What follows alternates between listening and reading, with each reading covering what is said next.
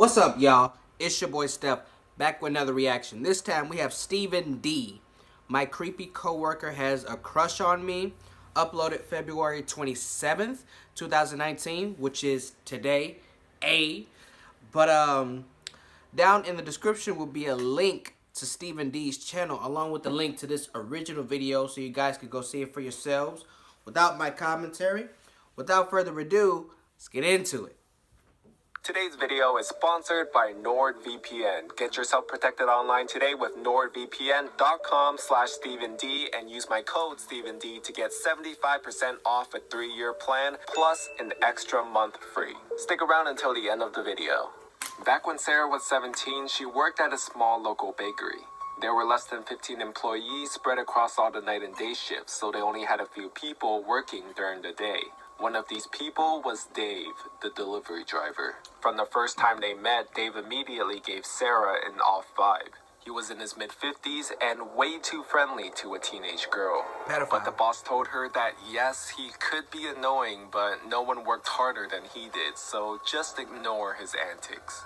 Sarah then recalled that when she signed the paperwork, they never asked her to submit a background check. And in hindsight, that should have been red flag number 2. Over the course of the year or so that she worked with Dave, Sarah tried very hard to ignore him. He was rarely outright creepy, but he was always just a bit too friendly. He would stick around long after his shift was over to talk to her and another pastry chef. He always wanted to lick the bowl after she finished making Rice Krispie treats. What? He would always stand in front of the racks or equipments or ingredients just enough that sometimes her hand would brush him while reaching for something. Creep. Dave always stood just a little too close. Dave was constantly asking Sarah about her life. What she liked, what she did for fun, if she had a boyfriend. Almost daily, he would tell her how a nice girl like her should have a boyfriend. How maybe a boyfriend would be good for her. Sarah let this slide because sometimes older people can say things that were meant differently in their time. But then it was the concert invites. Every other week he had tickets to one concert or another. Once he figured out Sarah's favorite genre of music, it was almost exclusively tickets to bands she desperately wanted to see. But she also knew that she should not go anywhere with him. Hell no. Then her birthday came. He bought her a t-shirt and it was 2 sizes too small. He told her to try it on after work and text him a photo, and proceeded to give Sarah his phone number. See? He didn't ask for her number. She said no. He asked the other pastry chef for her number, but she had her back and refused as well. He also brought 2 tickets from another band that Sarah had been wanting to see. VIP section, 21 plus only. He said he could get her in. She just had to go with him and him alone. No. This continued for a while. Sarah brought it up to one of her bosses, but they laughed it off as, oh, classic Dave. When he wanted a hug on his birthday and hugged her without consent, there's Dave for you. Offering to get her booze or pot, oh, Dave, you scamp. Wow. When he pulled up his shirt and showed his abdominal scar from a snowboarding accident, What? well, that's just Dave. No respect for boundaries. But he was a good worker. Sarah even considered having one of her big, strong male friends come in under the guise of being her boyfriend just to placate Dave. She was repulsed by him, but he hadn't really done anything to classify himself as a predator.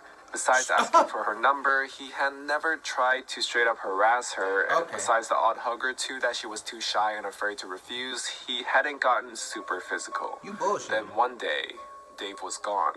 His name disappeared from the employee roster. Sarah's boss asked to see her in the office. She informed her that Dave was no longer employed at their business.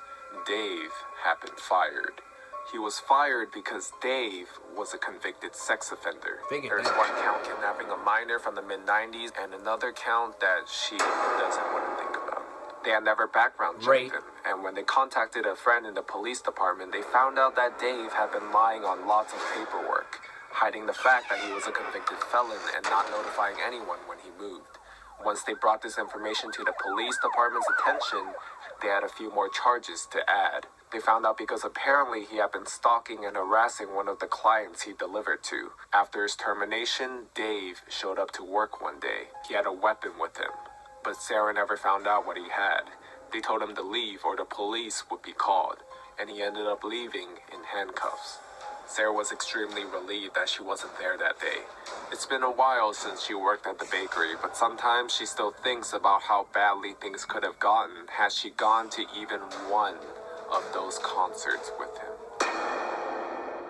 Now that we know the truth behind Sarah's ex-coworker Dave, it's totally possible he's also a creepy stalker, and if Sarah wants to be safe from this guy finding her location or tracking her activities online, I would definitely recommend NordVPN because it would protect your online privacy from potential hackers spying on you. NordVPN allows you to securely access a private network. They have thousands of servers over 61 countries with no data logging and military-grade encryption. Sarah can make it look like she's in any other country, and Dave will finally back off. Just go to nordvpn.com/StephenD today and use my code StephenD to get 75% off a 3-year plan plus an extra month free. If you guys enjoyed this video, then please give it a thumbs up. Follow me on all my social media, Instagram, Twitter, and Snapchat. If you guys have your own interesting stories that you would love to share, then please email me and I will see you in the next video. Was this video made just to advertise that security program? I think it was, because as soon as the story was done, they implemented the security program advertisement. So, I don't know. But, couple things. He was touching your shoulder. Don't fucking touch me. He gave you hugs without consent. That's sexual harassment. All of your coworkers and managers are laughing off his awkward and creepy behavior because that's just Dave. He's giving marijuana and alcoholic beverages to a minor.